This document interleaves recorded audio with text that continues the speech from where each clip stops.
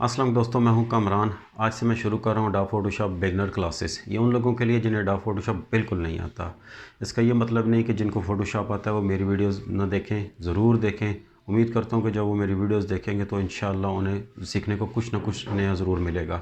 First of all तो आपको ये बता दूं फ़ोटोशॉप है क्या। जैसा कि इसके नाम से ज़ाहिर है कि फ़ोटो एडिटर है। लाइक अगर आपकी पिक्चर्स पे कोई मार्क्स आ गए या आपकी पिक्चर डल है या किसी किस्म की और कोई प्रॉब्लम आ गई, तो आप फ़ोटोशॉप में इजीली उसको एडिट करके आप उसको परफेक्ट या शार्प बना सकते हैं। फ़ोटोशॉप बेसिकली एक रास्टर बेस्ड सॉफ्टवेयर है। अब रास्टर बेस क्या है, आसान लफ्ज़ों में बताऊं तो ये पिक्सल बेस्ड सॉफ्टवेयर है। इसी तरह इलस्ट्रेटर जो है वो वेक्टर बेस है। आगे चल के मैं इंशाल्लाह इसको डिफ़ाइन करूँगा कि रास्टर बेस और वेक्टर बेस में डिफरेंस क्या होता है, ताकि आपका ये जो कंसेप्ट है क्लियर हो जाए। अभी चलते हैं अपने पीसी की तरफ और स्टार्ट करते हैं अपनी पहली क्लास। अडोब फोटोशॉप का इंटरफेस, मैं जो अडोब यूज़ कर रहा हूँ अडोब CC 2018। आप इसके लेफ़्ट साइड पे देखें तो ये टूल्स बार की आपको डबल रो नज़र आ रही है। इसके ऊपर आपको दो छोटे छोटे एरो हैं। अगर आप इसको क्लिक करते हैं तो ये एक सिंगल लेयर में कन्वर्ट हो जाता है। दोबारा क्लिक करेंगे तो ये डबल लेयर में आ जाएगा। इसी तरह राइट साइड पे आपको डिफरेंट पैनल्स नज़र आ रहे हैं। इन पैनल्स को आप अपनी मर्ज़ी से मर्ज भी कर सकते हैं और डिलीट भी कर सकते हैं यहाँ से। लाइक मैं इसको अगर इसके साथ करता हूँ तो ये मर्ज हो जाएगा, इसको उठा के इसमें कर सकता हूँ। आप अपनी मर्ज़ी का भी पैनल वर्क स्पेस, आपका जो इंटरफेस है वो अपनी मर्ज़ी से भी आप इसमें क्रिएट कर सकते हैं। लाइक विंडोज़ पे आके आपने वर्क स्पेस पे, और यहाँ से आपने अपना न्यू वर्क स्पेस अगर करना है तो वो आप कर सकते हैं। और अगर किसी वजह से आपकी टूल बाहर या पैनल्स डिसअपीयर हो जाते हैं या बाय मिस्टेकनली आपसे क्रॉस हो जाते हैं, तो अब आपने क्या करना है, परेशान नहीं होना। सिंपल विंडोज़ पे आना है, वर्क स्पेस पे आना है और यहाँ से रीसेट एसेंशियल यहाँ से भी क्लिक कर सकते हैं। और सेकंड थिंग, यहाँ से आपने क्लिक करके रीसेट एसेंशियल्स पे आप क्लिक करेंगे तो आपकी टूल्स बार और पैनल दोनों वापस अपने डिफ़ॉल्ट पोजीशन पे आ जाएंगे। इस CC 2018 में एक नई चीज़ जो इन्होंने ऐड की है, आप किसी भी टूल पे लेके आएंगे पॉइंटर अपना, तो वो एक शॉर्ट सी वीडियो दिखाएगा कि ये टूल किस पर्पज़ के लिए इस्तेमाल होगा।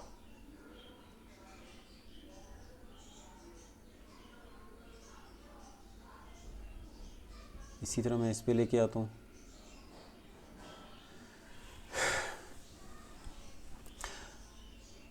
एडोब फोटोशॉप में एक एक जो इम्पॉर्टेंट है कि आपने जिस पर्पज़ के लिए आपने फ़ाइल बनानी है, जब भी आपने कोई भी फ़ाइल लेनी है तो आपको पता होना चाहिए कि मैं वेबसाइट का पेज डिज़ाइन करने लगा हूँ या मोबाइल के लिए काम कर रहा हूँ या कोई थंबनेल बनाने लगा हूँ, तो वो आपको एक्चुअल साइज़ पता होना चाहिए ताकि आप उसी साइज़ के मुताबिक लें और उस पर काम करें। ऐसा ना हो कि आप छोटा साइज़ ले लें, बाद में जब आप उसे बड़ा करें तो वो पिक्सल बड़े होने की वजह से पिक्सलेट हो जाएंगे और पिक्चर आपकी ख़राब हो जाएगी। इस फ़ोटोशॉप में आपको एक्चुअल साइज़ पता होना चाहिए। फ़ाइल में आते हैं। हाँ, अगर अगर आप सिंपल पिक्चर, किसी पिक्चर में आपको एडिटिंग करते हैं तो फिर आपको ज़रूरत नहीं है। फ़ाइल न्यू में आते हैं। अब रिसेंट में वो सबसे पहले जो आपके आइटम्स और लास्ट टाइम आपने ओपन किए थे वो दिखा रहा है आपको। सेव में अगर आप कोई फ़ाइल सेव करना चाहते हैं तो आप उसको सेव भी कर सकते हैं। फ़ोटो, ये कुछ डिफ़ॉल्ट जो इसके अंदर प्रीसेट से सेव है वो आपको शो कर रहा है। Print, art, illustrations, web, mobile पे अगर क्लिक करते हैं तो डिफ़ॉल्ट कुछ मोबाइल के प्रीसेट्स इसके अंदर सेव हैं। आप इसी तरह फिल्म एंड वीडियोस में आ जाता हूँ, इस पे रिसेंट पे आ जाता हूँ। प्रीसेट डिटेल्स, यहाँ जब भी आप फाइल कोई भी क्रिएट करने लगें उससे पहले आप इसको नाम भी दे सकते हैं। नाम देने का फ़ायदा ये होगा कि जब आप फाइल सेव करेंगे तो आपको अगर दोबारा सर्च करना है तो आप अपने कंप्यूटर पे उस नाम से इजीली आप उसको सर्च कर सकते हैं। विड्थ पे कुछ भी रख सकते हैं, हाइट। अब इस यूनिट पे आते हैं, pixels, inches, centimetres, millimetres, point और पिकास। फ़िलहाल पिक्सल पे रहने देते हैं। रेजोल्यूशन 72। ये रेजोल्यूशन क्या चीज़ है कि 1 इंच के अंदर कितने आपके पिक्सल हैं ये आपने यहाँ मेंशन करने होते हैं। Colour mode, bit map, grey scale, RGB colour, अभी फ़िलहाल हम इसी को रहने देते हैं, बाद में आगे चल के मैं वो भी आपको डिफ़ाइन करूँगा। अब ये बिट्स हैं, 8 बिट, 16 बिट, 32 बिट। नॉर्मली आपकी जो पिक्चर्स होती हैं जेपीजी या पीएनजी या वेबसाइट का कोई भी चीज़ होती है उस पर वो 8 बिट पे ही चल रही होती हैं, तो इसलिए हम इसको 8 बिट भी रहने देते हैं। बैकग्राउंड कंटेंट्स वाइट है, ब्लैक बैकग्राउंड कलर। अगर आप माउस से अगर व्हील उसका स्क्रॉल डाउन करते हैं तो आपको ट्रांसपेरेंट और कस्टम भी आपको अपीयर हो जाएंगे। इसी तरह एडवांस ऑप्शन है, एडवांस ऑप्शन हम अभी नहीं कर रहे, आगे चल के मैं इसको भी डिफ़ाइन करूँगा। अभी ये जो मैंने सिलेक्ट किया हुआ है ये एक यूट्यूब का थंबनेल जब होता है तो उसके लिए 1280 विड्थ और हाइट उसकी 720 है। अब यहाँ से अगर मैं इसको वर्टिकल पे क्लिक करता हूँ तो आप देखें कि ये जो मेरे मेजरमेंट्स जो थी वो स्वैप हो गई आपस में। अगर लैंडस्केप पे यहाँ क्लिक करता हूँ तो ये अगेन स्वैप होके 1280 और 720 होगी। और अगर मैं इसको सेव करना चाहता हूँ तो यहाँ मैं इसको क्लिक करूँगा। अब मुझसे पूछ रहा है कि आपने इसका नाम क्या रखना है। लेट्स सपोज मैं इसका नाम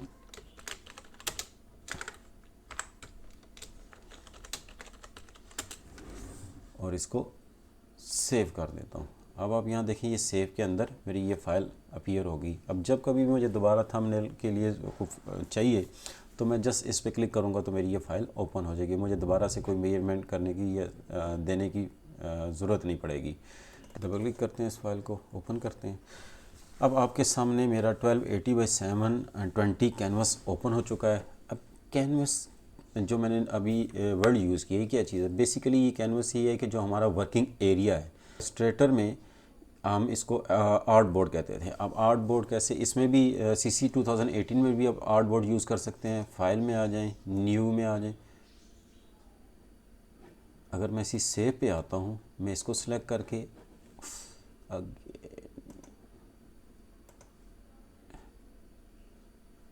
न्यू सेव पे क्लिक करते हैं और यहाँ से आप देख सकते हैं ये आर्ट बोर्ड। अगर मैं इसको चेक करता हूँ, अब अगर मैं इसको क्रिएट करता हूँ, अब आप देख सकते हैं यहाँ नीचे आर्ट बोर्ड 1 लिखा हुआ आ रहा है। अब मैं अपने इस पे आता हूँ, इस पे देख लें कि ये बैकग्राउंड है और लॉक है। और ये अगर आर्ट बोर्ड के पे क्लिक करता हूँ तो ये आर्ट बोर्ड और इसके नीचे लेयर 1 आ रहा है। फ़िलहाल हमें आर्ट बोर्ड की ज़रूरत नहीं, हम इस पर भी काम नहीं करेंगे, हम इसी पे काम करते हैं। अच्छा, इसमें जब भी आपने काम करना है आपने कोशिश करनी है कि आपने हर एक काम जो है ना वो अपनी न्यू लेयर पे काम करना है। उसका फ़ायदा ये होगा कि अगर आपकी कोई चीज़, आपका कोई काम गलत हो जाता है तो आप उस लेयर को डिलीट करके दोबारा से क्रिएट कर सकते हैं। अगर एक्चुअल फाइल पे काम करेंगे तो आपको प्रॉब्लम होगी। फॉर एग्ज़ाम्पल कि ये मेरी बैकग्राउंड लेयर है, अगर मैं यहाँ से ब्रश टूल ले लेता हूँ और यहाँ से कलर लेता हूँ, कोई भी कलर ले लेता हूँ, ओके करता हूँ, इसका मैं साइज़ थोड़ा सा बड़ा कर लेता हूँ। अब अगर मैं इसको ये लाइन लगा देता हूँ, अब अगर मैं मूव टूल लेता हूँ और इसको मूव करने की कोशिश करता हूँ तो ये मूव नहीं है, इसने एरर दे दिया कि ये आपकी नॉर्मल लेयर नहीं। फ़िलहाल आप एरर को छोड़ दें। कहने का मतलब ये है कि आप इस पे इसको मूव नहीं कर सकते। ये ऐसा ही है जैसा कि आपने कोई कलर अपनी दीवार के ऊपर कर दिया, पेंट कर दिया, और अब आप चाहते हैं कि मैं इसको मूव करूं तो ये पॉसिबिलिटी नहीं है कि आप उसको मूव कर सकें। मैं इसका कंट्रोल, अब मैं यहाँ से एक न्यू, यहाँ से ये बॉटम पे आप देख सकते हैं, इसको क्लिक करता हूँ, एक न्यू लेयर लेता हूँ और इसी स्टेप्स को रिपीट करता हूँ ब्रश टूल से। अब अगर मैं मूव टूल लेता हूँ तो मैं इसको देखें ईज़िली कहीं भी मूव कर सकता हूँ।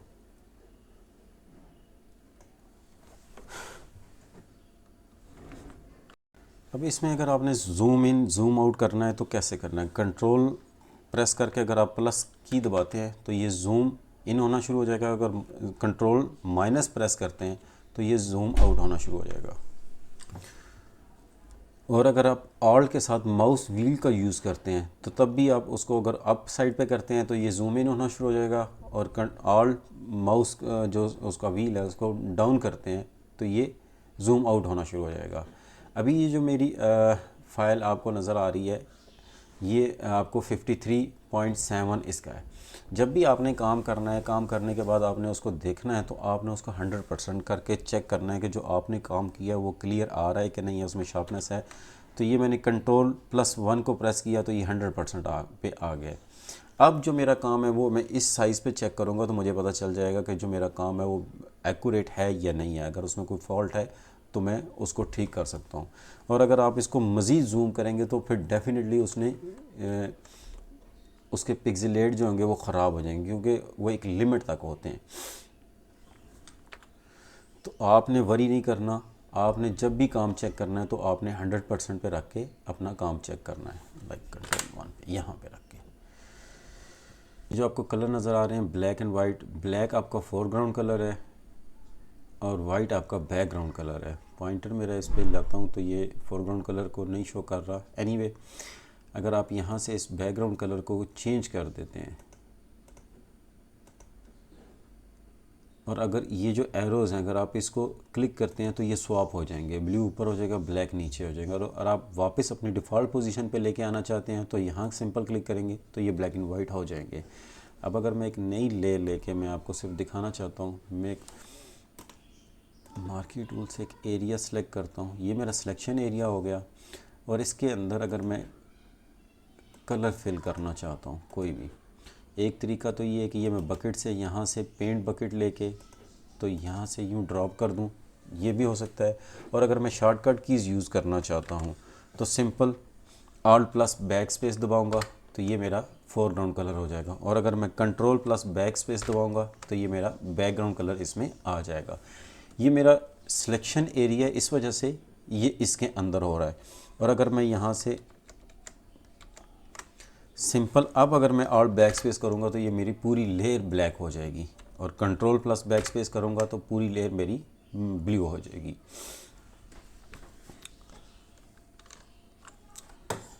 अब आते हैं अपने टूल्स की तरफ। सबसे पहला जो मेरा टूल है वो है मूव टूल। इसको शॉर्टकट कीज़ इसकी वी है, इसके सामने लिखा हुआ है। अगर आप वी प्रेस करते हैं कीबोर्ड से तो आपका मूव टूल हो जाएगा। अब मूव टूल का काम क्या होता है, किसी भी चीज़ को मूव करना। लाइक मैं यहाँ से ब्रश टूल लेता हूँ और यहाँ से मैं लाइन लगा देता हूँ। और अब अगर मैं वी प्रेस करके मूव टूल लेता हूँ और मैं इसको देखें ईज़िली कहीं भी मूव कर सकता हूँ। इसको कंट्रोल, इसमें अनडू करने के लिए Ctrl+Z होता है। लाइक मैं आपको दिखाता हूँ सिंपल। ये मैंने एक लाइन लगाई, ये सेकंड लाइन, ये थर्ड और ये फोर्थ। अब अगर मैं Ctrl+Z करता हूँ तो मेरी एक लाइन गई, दोबारा करता हूँ तो अपीयर हो जाएगी। और अगर मुझे ये सारी ख़त्म करनी है तो Ctrl+Alt+Z। अब Ctrl+Alt+Z बेसिकली अनडू नहीं है, बेसिकली हिस्ट्री क्लियर कर रहा होता है। आगे चल के मैं ये आपको ये भी डिफ़ाइन करूँगा। अब मार्की टूल क्या है, सबसे पहले रेक्टेंगल है, उसके बाद एलिप्टिकल है और उसके बाद सिंगल रो मार्की टूल और सिंगल कॉलम मार्की टूल। अभी हम रेक्टेंगल मार्की टूल को लेते हैं। अब जिस टूल को भी लेंगे उस टूल की प्रॉपर्टीज़ ऊपर टूल बार में यहाँ आपके पास अपीयर हो जाएगी।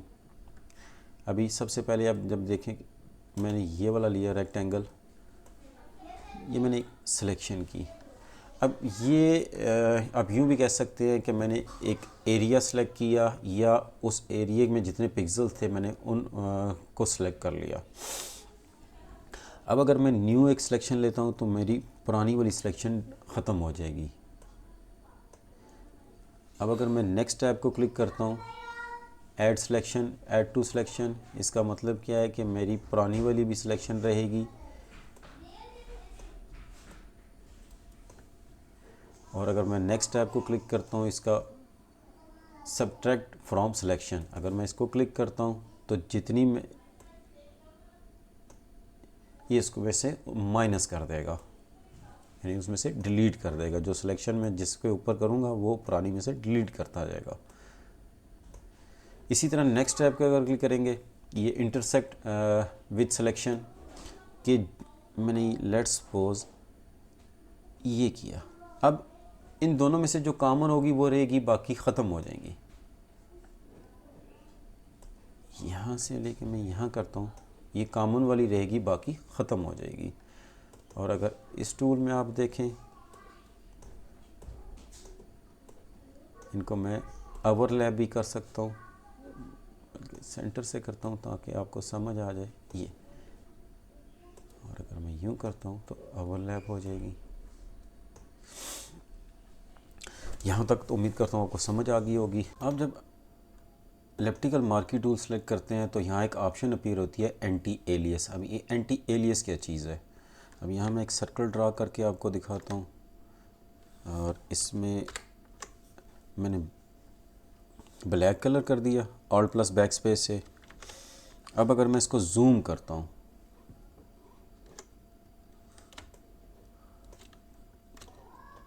काफ़ी जूम करने के बाद आपको नज़र, इसके एजेस जो हैं वो ब्लर हैं। आप ये देख सकते हैं, ये ब्लैक साइड हल्की हल्की होती जा रही है स्टेप्स में, ये ब्लर हो रहे हैं। ये एंटी एलियस है। एंटी एलियस से ये होगा कि जब आपकी पिक्चर आप 100% पे देखेंगे तो आपको इसकी जो कॉर्नर्स हैं बिल्कुल क्लियर नज़र आएंगे, बिल्कुल स्मूथ नज़र आएंगे। आप ये देखें यहाँ 100% और ये इसके एजेस बिल्कुल राउंड शेप में बिल्कुल परफेक्ट नज़र आ रहे हैं। अब अगर मैं इसको एंटी एलियस को अनचेक कर देता हूँ और एक यहाँ से एक नया सर्कल ड्रॉ करता हूँ, और इसमें अगर मैं कलर फिल करता हूँ और अब इसको जूम करता हूँ, अब ये देखिए इसमें ये ब्लर है इसके एजेस और इसके ब्लर नहीं है। इसी तरह जैसे के नोकदार से बने हुए हैं इसके। और जब ये 100% पे होगा तो ये इसको मैं अगर छोटा करता हूँ और अब इसको 100% पे करता हूँ, अब आप देख सकते हैं कि इसके जो एजेस हैं वो बिल्कुल स्मूथ हैं, और इसके एजेस जो मैं 100% पे भी आपको स्मूथ नज़र नहीं आ रहे। बाज़ दफ़ा ऐसा होता है कि आप इसको अनचेक कर देते हैं और फिर जब आप अपनी पिक्चर को 100% पे देखते हैं तो आपको अपनी पिक्चर क्लियर या स्मूथ नहीं लग रही होती। वो यही वजह होती है कि आपने उसको एंटी एलियस अनचेक किया होता है। होप कि आपको एंटी एलियस और नॉन एंटी एलियस की समझ आ गई होगी। इसको डिलीट करते हैं। अब फीदर क्या चीज़ है? फीदर अभी डिफ़ॉल्ट पे 0 है। मैं यहाँ से 50 कर लेता हूँ और यहाँ से अब देख सकते हैं कि ये एक सॉफ्ट शेप में आ गया है। अब अगर मैं इसके अंदर कलर करता हूँ ऑल्ट प्लस बैक स्पेस से, अब देख सकते हैं जो इसके कॉर्नर्स थे वो उन पे भी शेडो इसका आ गया है। अब एक नई लेयर लेते हैं, उस पर सिलेक्ट करते हैं एरिया। अब ये जो मैंने 50 यहाँ सेलेक्ट कर दिया, जब तक मैं चेंज नहीं करूँगा ये परमानेंट यही रहेगा।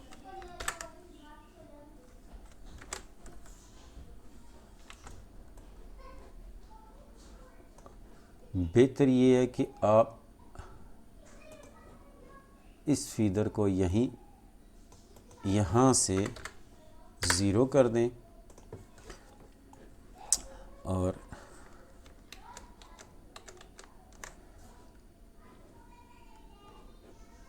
अब आपने ये अब देखें कि ये बिल्कुल एक न्यू लेयर पे इसका कोई फेदर नहीं है। जब मैं नेक्स्ट एक लेयर लेता हूँ और उस पर ड्रॉ करता हूँ, अब इस पर राइट क्लिक करना है आपने, तो थर्ड ऑप्शन है फीदर। इसका फ़ायदा ये होगा कि उस तरह आपकी परमानेंट नहीं होगी। अब जिस लेयर पे जिस पिक्चर को करना चाहते हैं, फीदर देना चाहते हैं, सिर्फ उसी को फीदर दें। फीदर पे क्लिक करता हूँ और यहाँ से आप कितना देना चाहते हैं, लाइक मैं इसको 10 दे देता हूँ, कम करता हूँ और ओके कर देता हूँ। अब मैं अगर इसमें कोई कलर यहाँ से चेंज कर लेते हैं, लाइक ये वाला कलर कर लेते हैं और ऑल बैक स्पेस करता हूँ और ये हो गया। अब अगर मैं इसको थोड़ा सा जूम करता हूँ तो आप देखें ये इसमें कम है फीदर और इसकी निस्बत इसमें काफ़ी ज़्यादा है।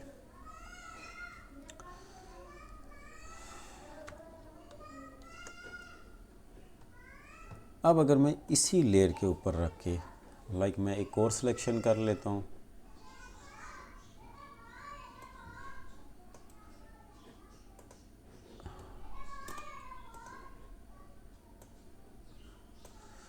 इस पे कलर चेंज कर लेते हैं और अब अगर मैं मूव टूल लेता हूँ और इस लेयर को सिलेक्ट करता हूँ, मूव करता हूँ, तो ये देखेंगे मेरी दो pictures at a time move हो रही हैं। मैंने गलती ये की कि मैंने एक ही लेयर पे दो पिक्चर्स ड्रॉ की और अब ये अलग-अलग सेपरेट नहीं हो सकती क्योंकि दोनों एक ही लेयर पे हैं। इसीलिए जब भी आपने काम करना है कोई भी काम, तो आपने हर दफ़ा एक नई लेयर लेके काम करना है ताकि आप उसको ईज़िली मूव कर सकें या उसको चेंज कर सकें।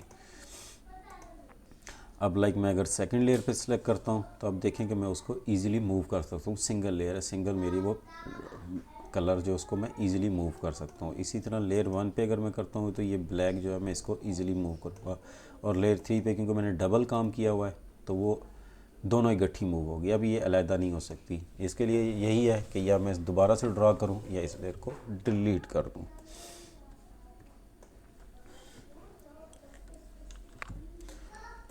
लेयर्स को आपने जब भी डिलीट करना है तो आप यहाँ से ड्रैग एंड ड्रॉप करके यहाँ कर सकते हैं, इसको डिलीट कर सकते हैं और या बैक स्पेस से भी डिलीट कर सकते हैं। लेकिन अगर आपका कोई एरिया सिलेक्टेड है, सिलेक्शन हुई है, तो फिर वो सिर्फ सिलेक्शन को डिलीट करेगा, लेयर को डिलीट नहीं करेगा।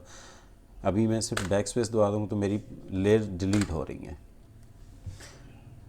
दोबारा लेते हैं। अब यहाँ से आप लेस्पी टूल आप देख सकते हैं ये राउंड शेप में, और अगर आपने ऊपर शिफ्ट दबा के करेंगे तो प्रॉपर राउंड शेप में आपको शेप बन के आपके पास आएगी।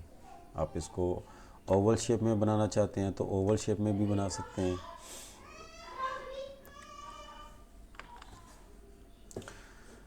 इसी तरह आप ये टूल्स भी इस पे अप्लाई कर सकते हैं, ऐड सिलेक्शन, सब्ट्रैक्ट और इंटरसेक्ट।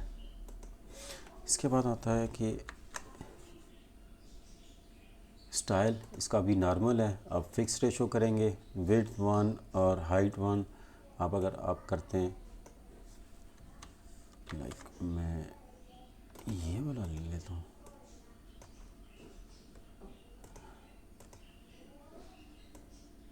अब ये फिक्स आएगा, विड्थ भी इसकी 1 है और हाइट भी 1। और अगर मैं यहाँ से इसको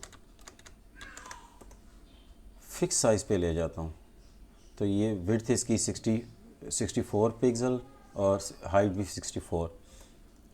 अब ये इससे आप देख सकते हैं 64 बाई 64 के वो बॉक्स बनाता जा रहा है।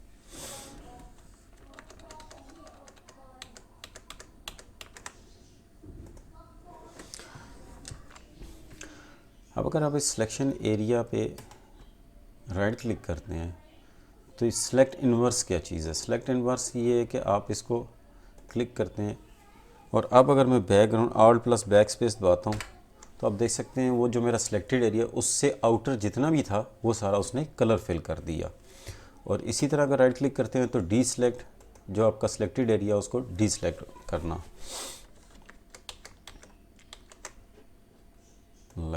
ये। अब अगर शॉर्टकट की से कंट्रोल डी दबाता हूँ तो ये जितनी भी मेरी सिलेक्शन है सारी डी सेलेक्ट हो जाएगी। अब आते हैं एक पिक्चर लेते हैं। अब ये देख लें कि ये पिक्चर 100% है। अब अगर मैं इस पे यही टूल लेता हूँ और आपको फीदर का सिखाता हूँ। अब इस पे मैं राइट क्लिक करके फीदर लेता हूँ,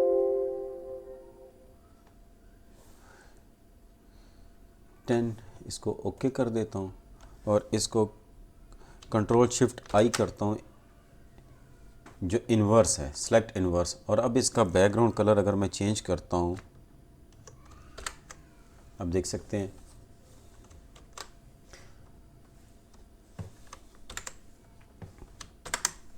इस पिक्चर को बड़ा करते हैं। अब देखें कितनी स्मूथ है इसके एजेस फीदर की वजह से। अब अगर मैं एक और पिक्चर ले लेता हूँ, अब अगर इस पिक्चर को देखते हैं तो ये यहाँ से देखें अभी साइज़ जो इसका है 10.5% है। अब अगर इसको ओरिजिनल साइज़ पे लेके आते हैं, कंट्रोल +1 करता हूँ तो ये इसका ओरिजिनल साइज़ है।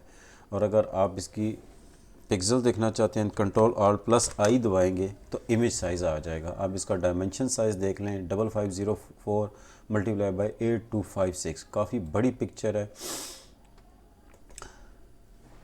अब करना क्या, इसको छोटा करते हैं पहले और यहाँ से एक न्यू लेयर लेते हैं। अब इस न्यू लेयर पे मैं ये एरिया सेलेक्ट करता हूँ, इतना सा एरिया, और इसको फीदर देता हूँ 200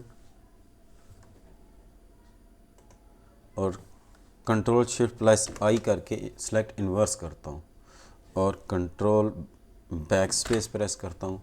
अब ये देख सकते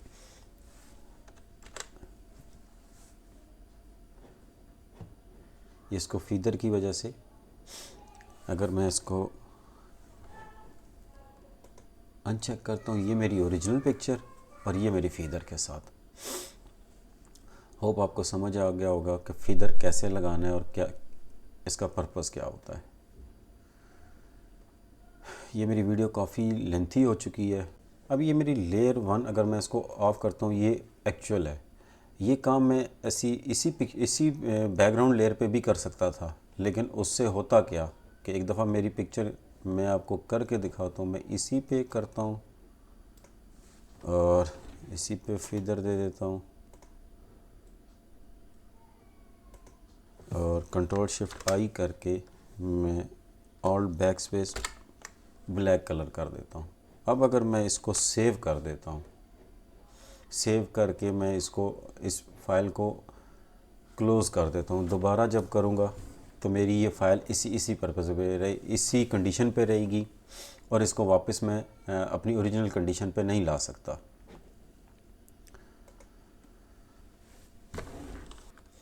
तो आप जब भी काम करें कोशिश करें कि आप लेयर्स पे काम करें, ताकि अगर लेयर पे आपका कोई काम ख़राब हो जाता है तो आपकी एक्चुअल पिक्चर आपकी सेव रहे। Thanks for watching this video. अल्लाह हाफिज़।